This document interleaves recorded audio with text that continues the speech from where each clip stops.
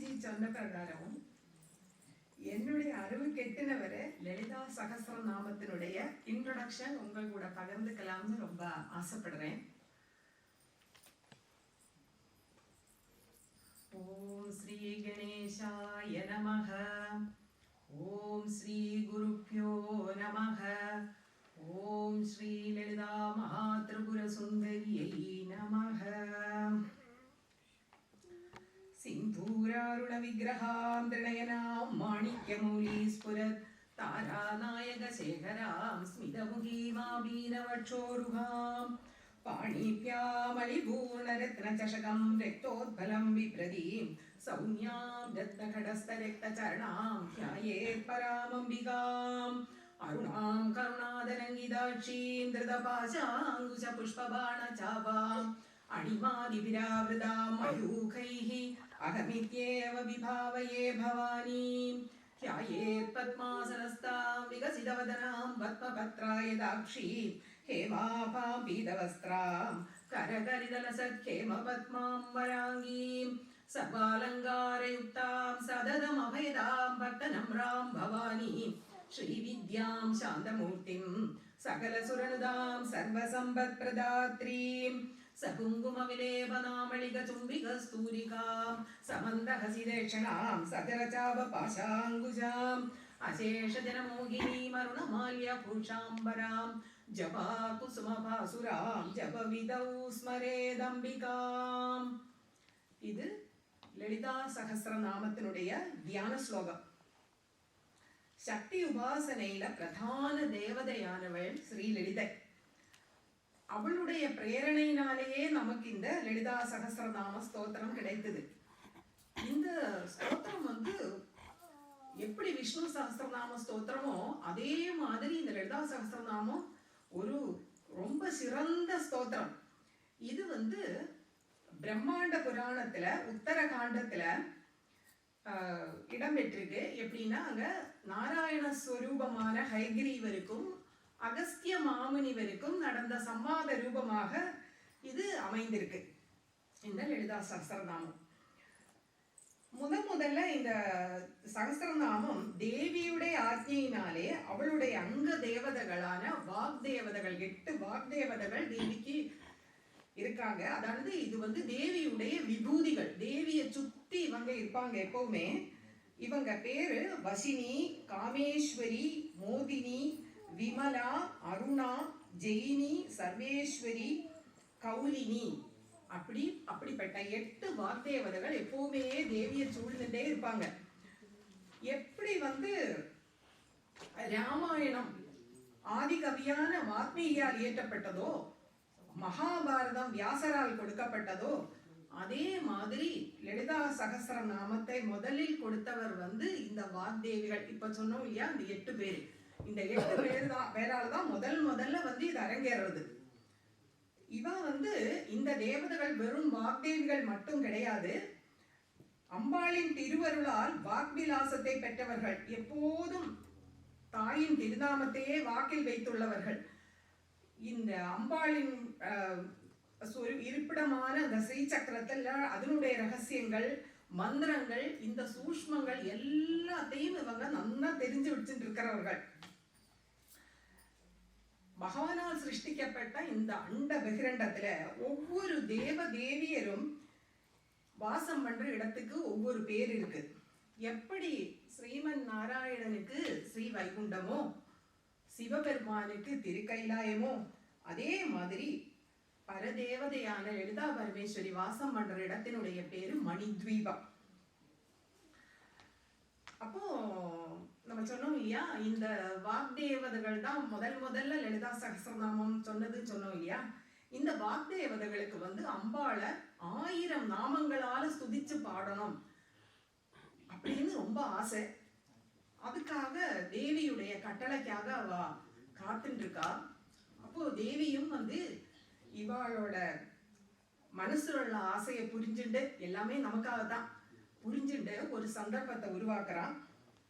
அங்க பெரிய ஒரு தர்பார், பெரிய ஒரு சபையை கூட்டுறா.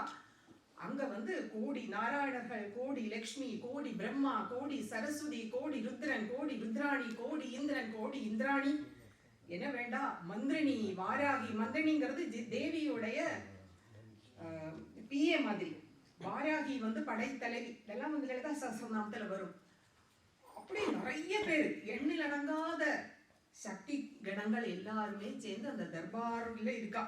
பெரிய சபையை கூட்டுறா.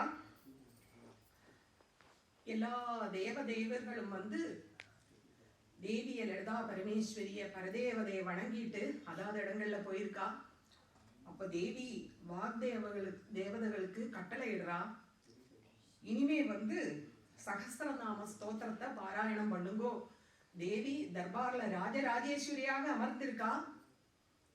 கையில கரும்பு வில்லு, பாசம், அங்குசம், பூக்குலைகள் எல்லாம் வச்சுட்டு பரதேவதை இருக்க வாக்தேவதைகளுக்கு பரம சந்தோஷம்.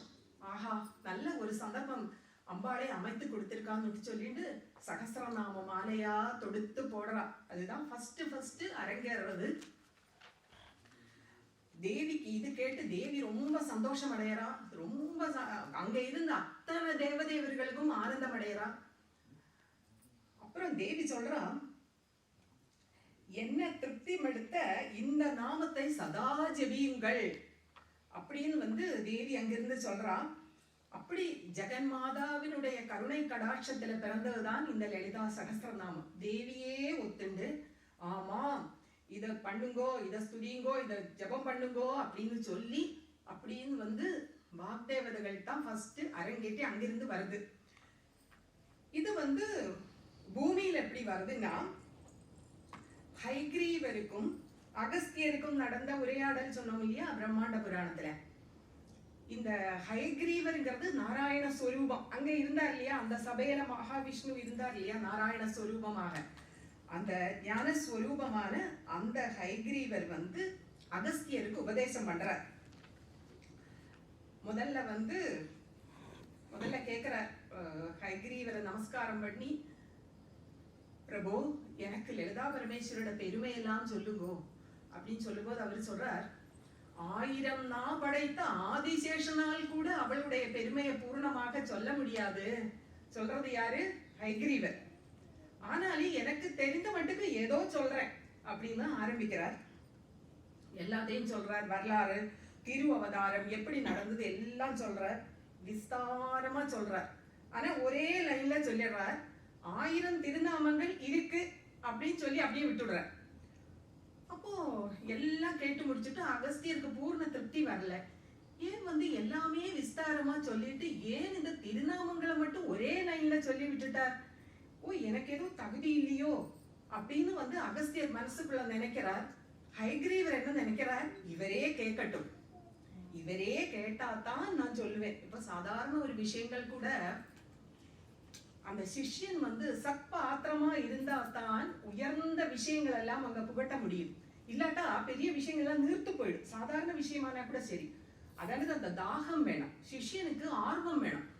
அதே ஒரு டெஸ்ட் பண்றா ஹைகிரீவருக்கு. ஹைகிரீவர் அகஸ்தியருக்கு ஒரு டெஸ்ட் பண்றா. அப்ப வந்து ஹைகிரீவர் என்ன பண்ற, அகஸ்தியர் என்ன பண்ற, பொறுக்க முடியாம கடைசியில வந்து என்ன பூர்ண திருப்தி வரல மனசுக்கு. அப்ப சொல்றாரு வந்து, எனக்கு வந்து லலிதா தேவியுடைய அந்த 1000 திருமநாமங்களை சொல்லுங்கோ பிரபுன்னு சொல்ற அப்படின்னு கேட்டு. ஆனா அந்த ஹைகிரீவர், அந்த நாராயணசுக்கும் ஹைகிரீவர் அங்க இருந்தா இல்லையா, அப்ப அது கேள்வி வழியா வருது. எப்படி அந்த கோர்வையா வருதுன்னு சொல்றேன், எங்க ஆரம்பிச்சு எங்க வருதுன்னு. அப்படின்னு வந்து ஹைகிரீவர் வந்து அகஸ்தியருக்கு சொல்றார். அப்புறம் வந்து இது வாய் சொல்லாக வந்துட்டே இருக்கு. பட் ஓலைச்சுவடியில் எப்ப மாறுது அதை பற்றி தெளிவா இல்லை. ஆனா ஓலைச்சுவடியில வந்திருக்கு. எப்படின்னா, ஆதிசங்கர பகவத் பாதாளுக்கு ரொம்ப ஆசை வந்து லலிதா சகஸ்ரநாமத்துக்கு பாஷ்யம் எழுதணும். பாஷ்யம்னா இன்டர்பிரேஷன், விளக்க உரை எழுதணும்னு ரொம்ப ஆசை. அப்ப அவர் என்ன பண்றார், தன்னுடைய சிஷ்யர்கிட்ட சொல்றார், விளக்க உரை எழுத போறேன் லலிதா சகஸ்ரநாமத்தோட, அந்த ஓலைச்சுவடி எடுத்துட்டு வா சிஷ்யன்கிட்ட சொல்றார். சிஷ்யன் என்ன பண்றார், போயிட்டு விஷ்ணு சகஸ்ரநாமத்தை எடுத்துட்டு வர. நான் இது சொல்லலை, லலிதா சகஸ்ரநாமத்தை எடுத்துட்டு வா. திரும்பவும் போற, திரும்பவும் அதே மாதிரியாச்சு, விஷ்ணு சகஸ்ரநாமம் எடுத்துட்டு வர. இதே மாதிரி இன்னொரு தடவை 3 தடவை இந்த மாதிரி ஆனபோது அவருக்கு தெரிஞ்சு போயிடுத்து, இது வந்து அம்பாள் சித்தம், இதுக்கு நியோகம் எனக்கு இல்லை வேற யாருக்கோ இருக்குன்னு அவருக்கு தெரிஞ்சு போயிடுறது. ஆதிசங்கர் பகவத்பாதாளுக்கு விஷ்ணு சஹஸ்ரநாமத்துக்கு அவர் தான் பாஷ்யம் எழுதுறார். அப்போ வந்து இது வந்து யார் எழுதினா, யாரு விளக்கவரை எழுதினான்னு கேட்டா பாஸ்கர ராயர்ங்கிற ஒரு பெரிய மகான் ஸ்ரீவித்யா உபாசகர். அவர் தான் வந்து இதுக்கு வந்து லலிதா சஹஸ்ரநாமத்துக்கு இன்டர்பிரேஷன் எழுதுறார். அவருக்கு தான் அந்த நியோகம், அம்பாள் கொடுத்த நியோகம். இவர் வந்து பிறந்தது வந்து மகாராஷ்டிரால தான் பிறந்தார், 17th 18th செஞ்சுரி அந்த டைம்ல. ஆனா வாழ்ந்தது வந்து தஞ்சாவூர்ல. இன்னும் இருக்கு பாஸ்கர ராஜபுரம் ஊரே இருக்கு, அங்கதான் வந்து அவர் வாழ்ந்து வந்தார். அவர் பெரிய ஸ்ரீவித்யா உபாசகர். அவர் வந்து சௌபாகிய பாஸ்கரம் அப்படின்னு ஒரு சம்ஸ்கிருதத்துல நூல் எழுதுறார். அந்த நூல்ல இருந்து தான் நிறைய வந்து லலிதா சஹஸ்ரநாமத்துக்கு விளக்க உரை எல்லாமே இப்ப இருக்கிற அத்தனை புஸ்தகங்களை பார்த்தாலும் சௌபாகிய பாஸ்கரத்திலிருந்து எழுதப்பட்டதுன்னு தான் இருக்கும். அதுதான் மெயின். அப்படிதான் நம்ம பாஸ்கர் ராயர் மூலம் தான் நமக்கு இது வந்து லலிதா சஹஸ்ரநாமம் கிடைச்சது. இந்த பாஸ்கர் ராயோட திறமையும் மந்திர சாஸ்திரத்துல அவருக்கு இருக்கிற ஞானத்தையும் கூறக்கூடிய 1-2 சம்பவங்கள் சொல்றேன். லலிதா சஹஸ்ரநாமத்துல 237வது ஒரு நாமம் வரும். மகாசதுஷ்டி கோடி யோகினி கணசேவிதா அப்படின்னு ஒரு நாமம் வரும். அதானது 64 கோடி யோகினி தேவதைகளால் சூழப்பட்டவள்னு இருக்கும். அப்போ காசியில கொஞ்சம் பண்டிதாளுக்கு எப்படின்னா இவரோட திறமையை நம்ம ஒண்ணு சோதிக்கணும், இந்த நாமத்தினுடைய விளக்கத்தை நம்ம கேட்போம் அப்படின்னு எல்லாருமா பிளான் பண்ணி இந்த நாமத்தினுடைய அர்த்தத்தை நீங்க சொல்லணும். இந்த 64 கோடி யோகினி தேவதைகள் இருப்பா இல்லையா, அவளுடைய பேரு, அவளுடைய உற்பத்தி, அவளுடைய சரித்திரம் எல்லாமே நீங்க உங்களால சொல்ல முடியுமா? அப்ப இவர் சொல்ற, ஓ அதுக்கு என்ன, தாராளமா சொல்றேனே, நீங்கள் எழுதிங்கோ, நான் சொல்ல சொல்ல நீங்க எழுதுங்க, ஓலைச்சுவடியில் எழுதுங்க, தாராளமா நான் சொல்றேன் அப்படிங்கிறார். அவர் சொல்றார் இவங்க எழுதி அவரு சொல்றது மடை வெள்ளம் மாதிரி ஒழுகிறது. இவருக்கு அவங்களுக்கு எழுத முடியல, கை தளர்ந்து போயிடுறது எழுதி. அப்போ அந்த சபையில குங்குமானந்தர்னு ஒருத்தர் இருக்கார். அவர் எழுதுதுன்னு சொல்றார்.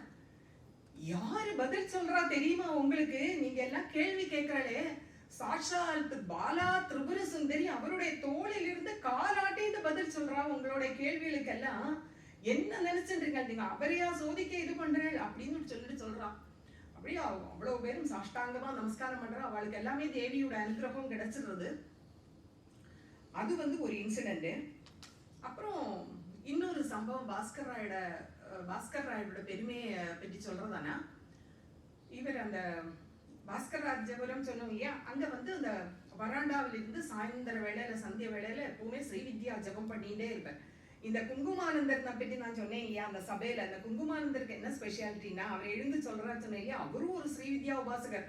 அவர் வந்து எப்படின்னா திருநீர் இட்டுண்டு ஸ்ரீவித்யா ஜபம் பண்ணும்போது அந்த திருநீர் ஜபம் பண்ணி முடிக்கும் போது குங்குமம் ஆயிடுமா. அதனாலதான் அவருக்கு அந்த பேரே வந்துருக்கு குங்குமானந்தர். அவரை பற்றி சொல்லலையே நானே, அதான் சொல்றேன். இப்போ இன்னும் 2வது இன்சிடென்ட் வந்து, இவர் வந்து வராண்டாவில் உட்காந்து சந்திய வேளையில ஜபம் பண்ணிட்டே இருப்பார். அப்போ டெய்லி ஒரு சன்னியாசி அது வழியா போவார். அந்த சன்னியாசிய அந்த கிராமத்துல எல்லாரும் வந்து விழுந்து வணங்குவா. அது அப்படியே ரொட்டீன் ஆயிடுது. ஆனா இவர் மட்டும் உட்காந்துட்டே இருப்பார், எழுந்திருக்கவே மாட்டார். யார் வந்தாலும் போனாலும் அவருக்கு ஒன்றும் தெரியாது. ஒரு நாளைக்கு பொறுக்க முடியாம அந்த சன்னியாசி போய் அவர்கிட்ட கேட்பாரு, எல்லாரும் ஊர் ஜனங்கள் எல்லாரும் என்ன வணங்குறா, ஆனா நான் உங்க பக்கத்துல நடந்து போகும்போது நீங்க அட்லீஸ்ட் வணங்க வேண்டாம், ஒண்ணு எழுந்திருக்க கூட செய்ய மாட்டேங்கிறே அப்படிங்கிறார். அப்ப அவர் சொல்றார், நான் வந்து உங்களை வணங்க முடியாது. ஏன் அப்படி சொல்றேன்? என்னுடைய சிரசுல லலிதா திரிபுர சுந்தரி எப்பவுமே இருக்கா. உங்களுக்கு சந்தேகமா? உங்களுடைய தண்டத்தையும் கவுண்டலத்தையும் அப்படி வையுங்க அப்படின்னு சொல்றார். எடுத்து வைக்கிறான். அதுல நமஸ்காரம் பண்றான். சுக்கு நூறாய் போயிடுறது ஒரே நிமிஷமா. தண்டம் கமண்டலத்துக்கு இந்த நிலைமை, நான் உங்களை நமஸ்காரம் பண்ணா உங்க நிலைமை என்ன இருக்கும் அப்படின்னு சொல்றா. அப்படிப்பட்ட ஒரு பெரிய மகான் தான் வந்து பாஸ்கர் ராயர். அவர்கிட்ட தான் நமக்கு வந்து இந்த லலிதா சகஸ்ரநாமத்தினுடைய விளக்கம் கிடைத்தது. அப்போ அவர் வந்து அம்பாளுடைய முதல் திருநாமம் என்னன்னா, அவரு யோசிக்கிறார், இந்த 1000 நாமாவில ரொம்ப உயர்வான நாமம் முதல்ல போடணும் அம்பாளுக்கு. யோசிக்கிறார் யோசிக்கிறார் யோசிக்கிறார் யோசிக்கிறார். எந்த நாமம் எடுத்தாலும் அவருக்கு சரியா வரல. ஒரே நாமம் தான் வந்தது, அம்மா, மாதா. அந்த மாதாங்கிற நாமத்துக்கு ஈக்குவல் எந்த நாமமுமே கிடையாது உலகத்துல. அதனால முதல் நாமமே ரொம்ப உயர்வான நாமம் போடணுங்கிற ஆசையில அம்பாளுக்கு முதல் நாமமே ஸ்ரீமாதா அப்படிதான் ஆரம்பிக்கும். லலிதா சகஸ்ரநாமத்துல முதல் நாமம் ஸ்ரீமாதா, ஸ்ரீ மகாராஜ்ஞி, ஸ்ரீம சிம்ஹாசனேஸ்வரி, சிதக்னிகுண்ட சம்பூதா, தேவகாரிய சமுத்யதா அப்படின்னு ஆரம்பிக்கும். அதாவது அந்த மாதாங்கிற நாமம் போட்ட போது அவருக்கு அவ்வளவு சந்தோஷம். அதாவது இந்த உலகத்துல வந்து யாருமே வந்து சுயம்புவா ஒன்றும் தோன்றல, எல்லாருமே ஒரு அம்மா வயிற்றிலிருந்து தான் வரா. அப்போ முதல் தெய்வம் வந்து அம்மா. ஒரு குழந்தைக்கு, ஒரு பிறந்த ஒரு குழந்தை நீங்க எடுத்தீங்களேன், ஒரு 6 மாசம் வரைக்கும் அந்த குழந்தைக்கு தானும் அம்மாவும் ஒன்னேன்னு நினைச்சுட்டு இருக்கும். செப்பரேட் ஐடென்டிட்டியே அந்த குழந்தைக்கு தெரியாது. பேர் நீங்க கேட்டு பாருங்களேன், அப்பா பேர் என்னது, தாத்தா பேர் என்னது, மாமா பேர் என்னது, நீங்க கேளுங்க, எல்லா குழந்தையும் சொல்லும் அம்மா பேர் என்னது அம்மா. நிறைய குழந்தைகளை பார்த்துருக்கேன் இல்லையா, அம்மா பேரு அம்மா. அதாவது அம்மான்னு அதுதான் அந்த குழந்தைக்கு சக்கலதுமே அம்மா தான். இது சாதாரண ஒரு ஜீவனுக்கு. இப்போ நம்மளுக்கு வந்து நம்மளுடைய அம்மா, அவங்களுக்கு அவங்க அம்மா, அவங்களுக்கு அவங்க அம்மா அப்படி. ஆனா அம்பாள் வந்து விஸ்வ பிரசவித்ரி, சகல ஜீவராசிகளுக்கும் அவ தாய் இல்லையா. அதனாலதான் அவளுக்கு வந்து அந்த முதல் நாமம் அம்மான்னு கொடுக்கிறார். அம்மாவோட நாமத்தினுடைய விளக்கம் சொல்லிட்டே போகலாம்.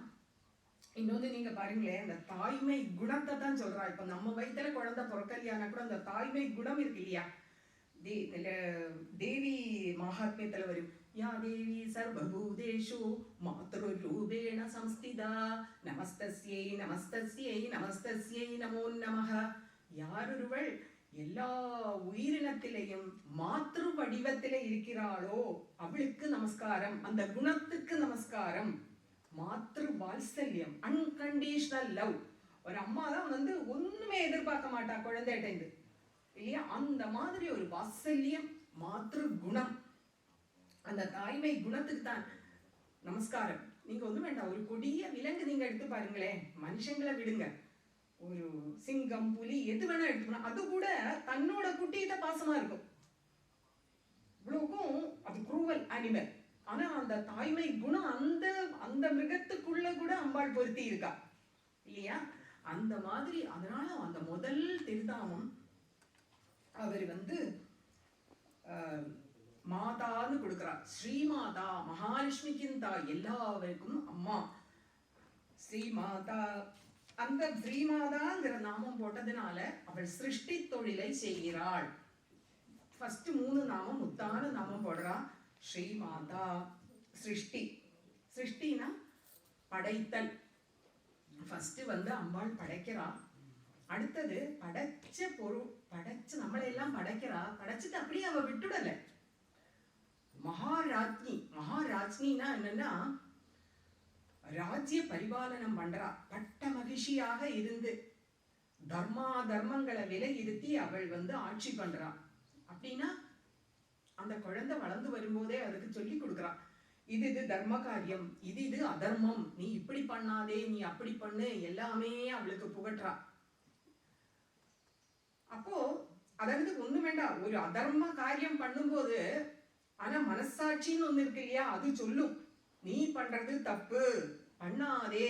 இது யார் இந்த மனசாட்சி எங்க இருக்குது இல்லையா. புத்தி போன போக்கில போகும். அது சரீரம் வந்து பல இதுல நிர்மாணம் பண்ணியிருக்கான. புத்தி என்ன சொல்ற, புத்தி போன போக்கில மனம் போகும், அது போகும். ஆனா மனசாட்சியா இருந்த அந்த தேவி சொரூபம் சொல்லுவா, நீ பண்ணாதே, அது தவறு, நீ இப்படி பண்ணு. சத்காரியங்கள் பண்ணினானா அது டிக்கு போட்டுட்டே இருக்கும்.